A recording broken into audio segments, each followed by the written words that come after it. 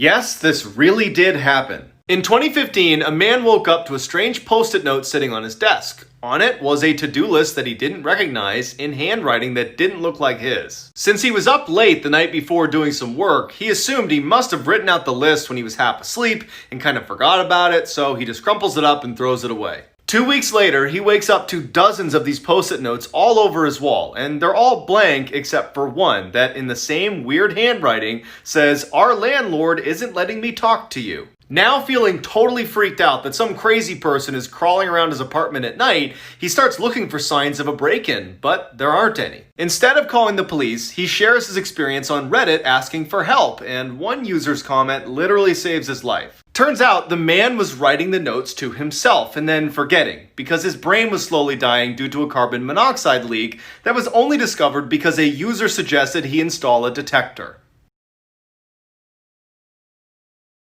This is why you should always watch what you say in public. In the late 1970s, a man began breaking into homes in order to assault the families inside of them. After dozens of attacks and no suspects in custody, the citizens were totally on edge, so the police decide to host this town hall meeting so they can discuss the situation out in public. During the meeting, a local man stands up and says, "I would totally kick that guy's ass if he came anywhere near my wife." Then, in a crazy, ironic turn of events, that angry man and his wife become the next victims. Following their assault, the attacker completely changes his behavior. He goes from kind of petty home invader to full-blown serial killer, targeting only married men and their wives. When decades later, police finally identify Joseph DeAngelo as the killer, as they're going through old photos from the case, they make a startling discovery about his motives. DeAngelo had attended that town hall meeting.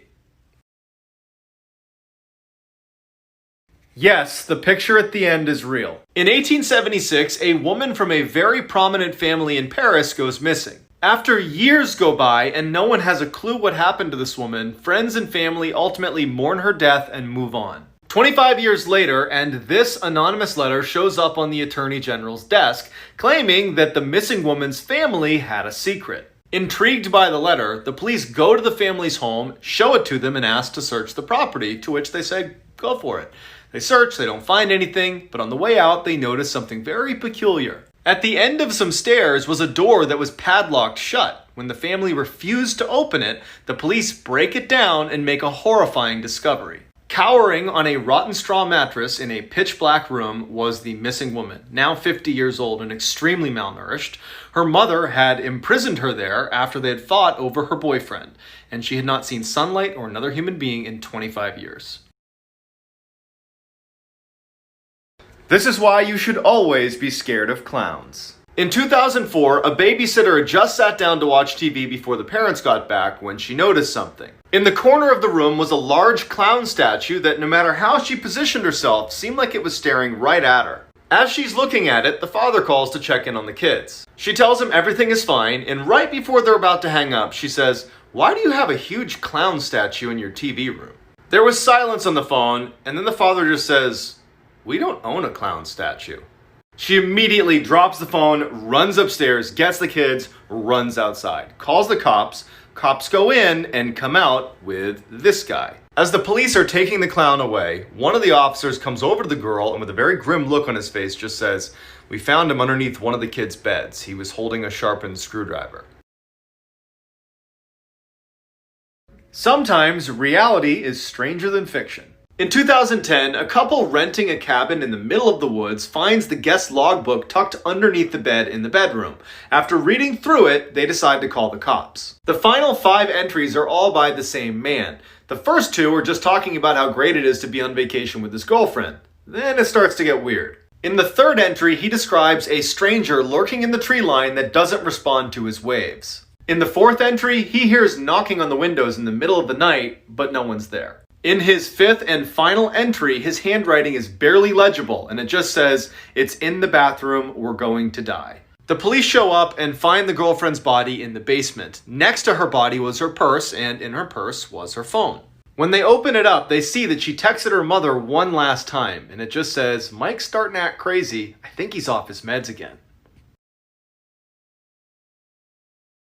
This is why you should be careful what you put in the mail. In 2015, a man was asked by his neighbor to collect his mail while he was gone for a few weeks. A few days later, a large package arrives on his neighbor's front porch. The man can barely lift it, but gets over to his garage where he accidentally drops it and hears something break inside. Hoping his neighbor would think the damage occurred en route, he closes his squeaky garage door and forgets about it. But over the next couple of days, whatever was in that package started to smell so bad that he decides to open it up.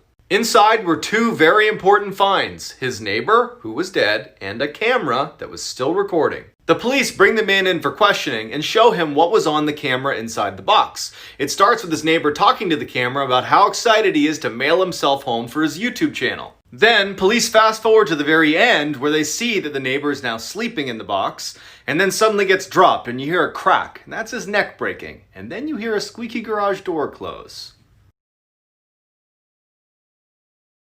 This is why you might not want to eat deer meat.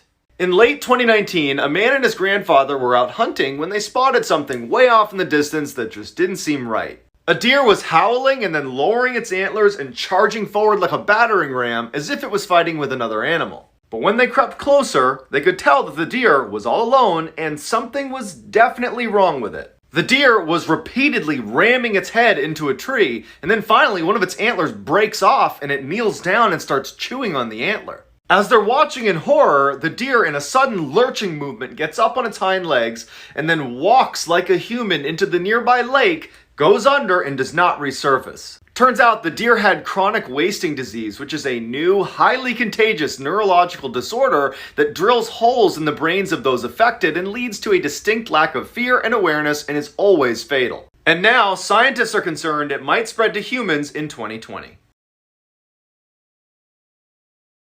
If you make it to the end, I'm sorry. In 2007, a woman was lying awake in her hotel bed when she started hearing a kid run up and down the hall laughing and making tons of noise. She considered going out and telling the kid to be quiet, but eventually just said whatever and fell asleep. The next morning, she got up and asked her teenage daughter, who was staying in the room next door, if she had heard the kid, and she said yes, it was so annoying. That night, the woman is back in bed trying to sleep when once again she hears the kid in the hall. Now feeling pretty annoyed herself, she starts walking to the front door to get a better listen when the footsteps stop right in front of her door and she hears the kid playing with the do not disturb sign. She leans into the peephole to get a better look, but the kid's gone. So she steps into the hallway and looks down the hall, and there's the kid at the far end, just standing there perfectly still.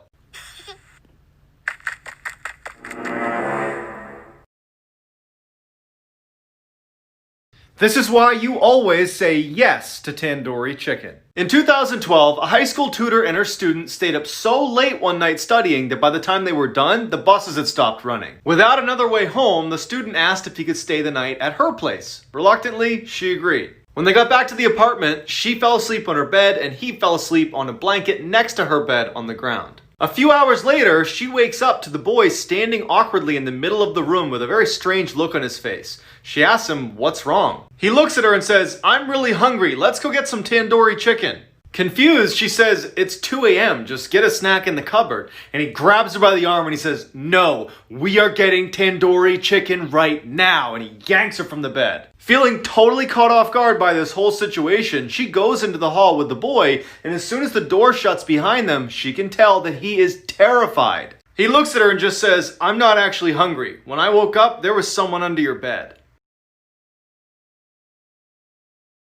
If someone offers you this, walk away. In 2016, a man was staying at his friend's cabin in the woods when he decided to go for an evening stroll. A little ways down the trail, he hears someone call out from behind his neighbor's house. He looks up and he sees this skinny guy pop out from behind the building who starts waving frantically at him to come over. Worried this guy could be in trouble, the man takes off running to assist, but when he gets close enough, the neighbor just offers him a fistful of Slim Jims and starts talking about how much he hates his wife. Sensing there was something wrong with this guy, he says no thank you to the Slim Jims and walks away. The next day, the man calls his friend who owned the cabin to ask him what the deal was with his weirdo neighbor. There was silence on the phone, and then his friend just says, "I don't have any neighbors." The police are called, and it turns out his neighbor was really some lunatic who had recently killed his wife and had been hiding out in the abandoned cabin next door. This is why you should always change your locks. In 2017, a college girl woke up from a nightmare drenched in sweat and decided to rinse off before going back to sleep. She propped her phone on a shelf, turned on some music, and then hopped in the shower. A few minutes later, she reaches for her phone to change the song, but stops suddenly. Reflected on her phone's screen was a person standing in the middle of her bathroom facing the shower. She somehow kept her composure, turned the water to scalding hot, and then ripped open the curtain and sprayed the intruder in the face. As they howled in pain, she ran past them to her kitchen to get her butcher's knife. In a panic, she can't find her knife, so she just runs out of the apartment and calls the police. The police go in and come out with a crazy-looking woman in handcuffs. One of the officers comes over to the girl and says, "She used to live here and she had copies of your keys." Then he pauses and looks down and brings up a clear evidence bag that contained her butcher's knife, and he says, "Looks like she wanted her apartment back." This is why you should never stay in sketchy motels. In 2005, a young woman on a solo road trip across the country decided to stop for the night. The first place she sees is the Mountaintop Motel. It looked pretty cheap, but she was tired, so she said, "Good enough." The check-in guy eyed her up and down very uncomfortably and then asked her if she was traveling alone. She ignores the question, pays for her room, and then walks away with the key. When she gets inside her room and sees there are literally cockroaches in her bed, she says nope and decides to sleep in her car in the parking lot. Around 3 a.m., she wakes up to see the check-in guy using his own keys to get into the motel room she was supposed to be in. A few minutes later, he storms out and slams the door and starts walking towards her car. Terrified, she hides under her blanket as the man tries to open her car doors but can't and walks away. She speeds off and calls her friend and asks her to look up the address of Mountaintop Motel so she can give it to police. Her friend's quiet for a second and then just says, "The Mountaintop Motel closed a week ago." This is why you should always keep your head on a swivel.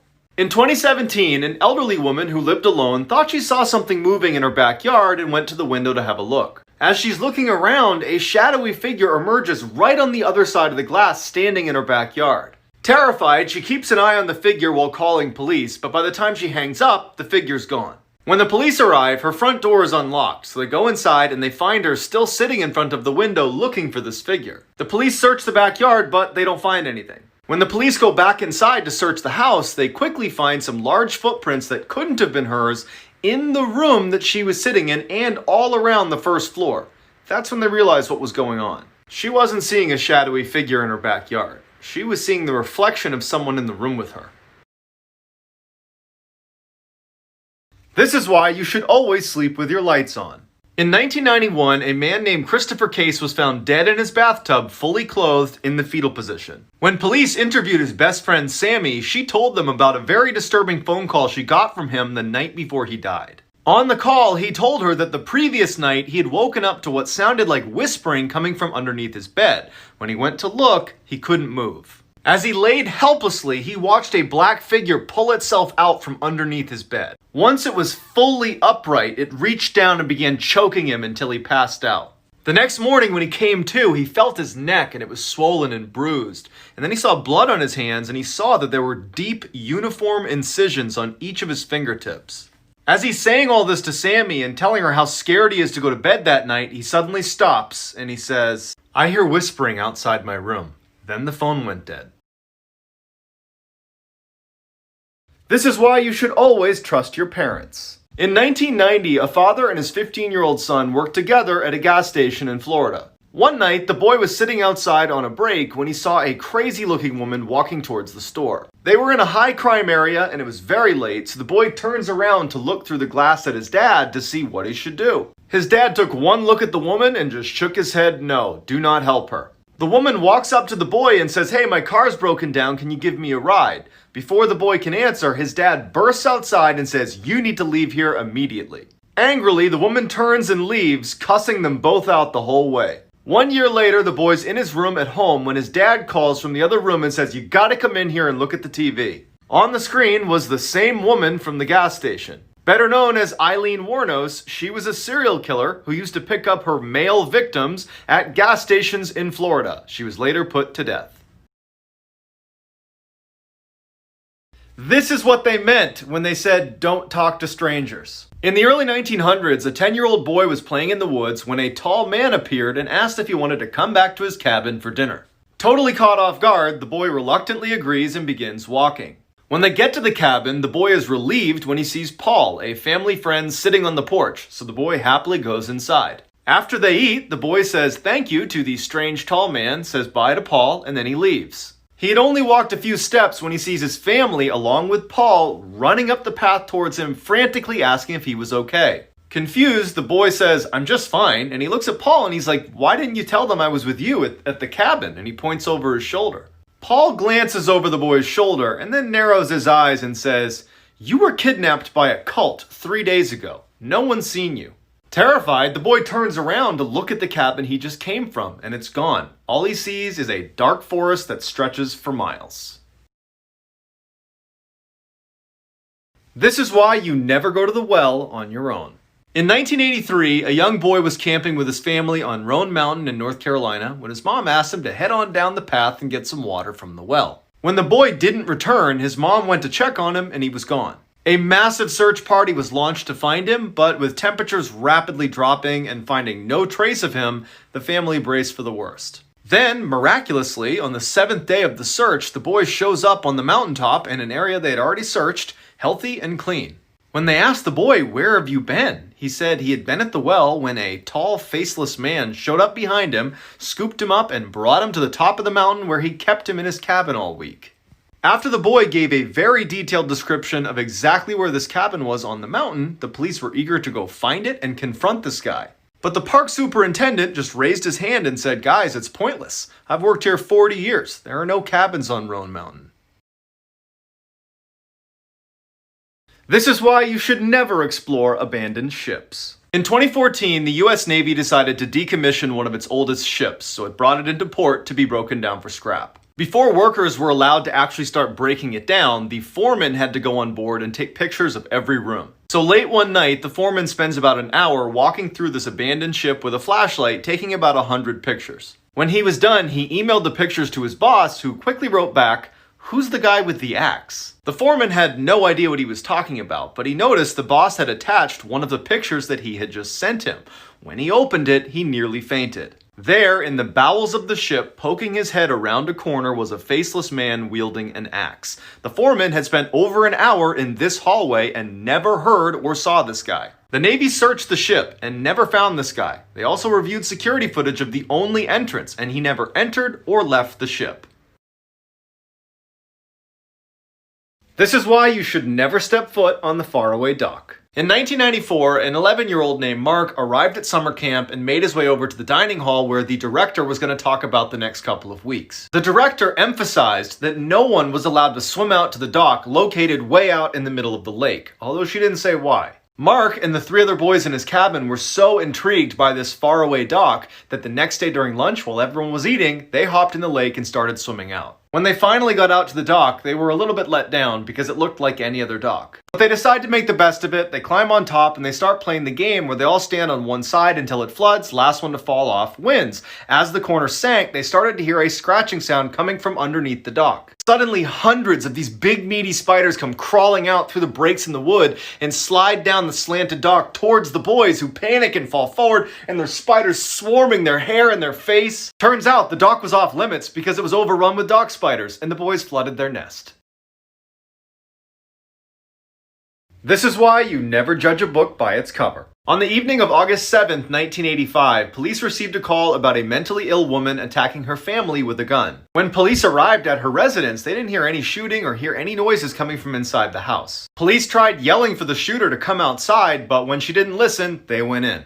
Inside was a massacre. All 5 family members have been killed, including 2 young children. One of the deceased was Sheila Bamber, the mentally ill woman the police had been called about, and she was holding a rifle that was tucked up against her neck with a gunshot wound underneath her chin. This case gained massive media attention, putting pressure on the police to solve it as quickly as possible, and so they jumped to the conclusion that this had to be a murder-suicide perpetrated by Sheila. But one detective felt like they were missing something and kept investigating. And sure enough, he found something hidden under the stairs at the crime scene that meant Sheila could not be the shooter. To find out what's under the stairs and who the shooter is, check out The Murders at White House Farm on HBO Max. The link to it is in my bio. It's awesome. This is why you should never eat a cult's applesauce. During his stay in a psych ward in the 1970s, Marshall Applewhite formed an intense, non-romantic relationship with his nurse, Bonnie Nettles. They quickly realized aliens had preordained their encounter, and now they needed to board their spacecraft once the aliens came back to Earth to give them the signal. The pair formed a cult called Heaven's Gate, and they recruited people by telling them if they missed this one UFO ride, they would be destroyed when the Earth was inevitably recycled. Their cult was considered a joke and not a threat until they did something so horrific it shocked the world. On March 26, 1997, the aliens were going to be passing overhead, hiding behind a comet, and it was now time for the members to hop on board. Over the course of 3 days, members donned matching Nike sneakers, ate poisoned applesauce, tied bags over their head, and then waited to exit the Earth. Right before they died, they conducted exit interviews, and they are truly disturbing. To see these interviews and learn more about the cult of cults, check out Heaven's Gate on HBO Max. Link is in my bio.